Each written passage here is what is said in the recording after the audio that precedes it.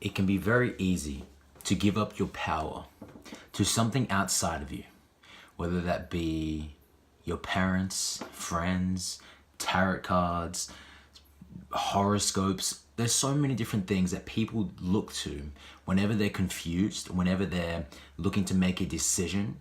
And instead of trusting internally, your heart, your gut, even just your mind, a lot of people instantly take away that power, that abundance of knowledge, of wisdom that is internal, and instead looks external. And it can be with the smallest things as well. For example, tonight I went to the cinemas, right? And my brother asked me, what are you gonna go get to eat? And instead of asking him, like, what are you gonna eat? The very first thing I said, well, hold on. Let me just ask myself, what do I feel like eating? That can be so small. But a lot of people, whenever they're at a new restaurant or whenever someone else is deciding for food, they ask, what are you gonna eat? Or what's good on this menu? As if like the person who is holding the menu knows your taste buds or knows what you like.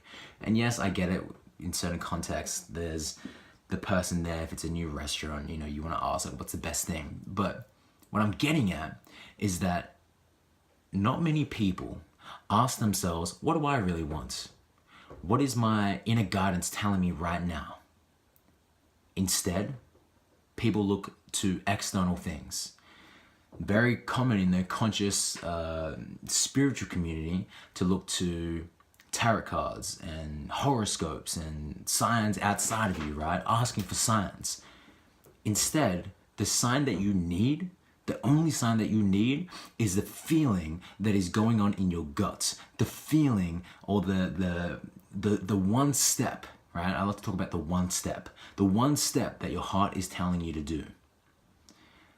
Let this be a reminder that there is such inner wisdom within your heart, within your body. And it's telling you messages all the time. But when it's clouded with so much noise in the form of thoughts, it's very hard to hear. And once you silence it, it's speaking so loud that you wonder, where was this wisdom all along? But at first, when you first start asking yourself, like, what is my inner guidance telling me right now?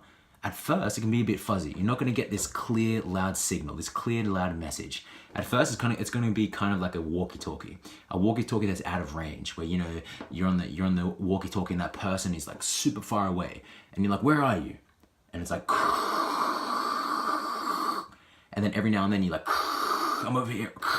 It's like that, right? You can hear it every now and then. You get a little few words every now and then. And when you first start asking yourself, like, what is my inner guidance telling me right now? What is my heart telling me to do right now? At first, it's going to sound like, but the more that you tune in, the closer that you get to your heart, the more that you silence this, the next time that you ask it, what is my inner guidance telling me right now? It's going to be so loud and clear. Make that trip. Ends that relationship. Start that relationship. It's just a practice. It's just like a muscle. If you don't use it, you lose it.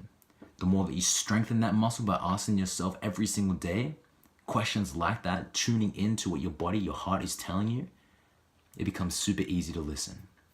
So I really hope that this short video just makes you think, helps you to tune in to what your body is telling you to do, what your heart is telling you to do.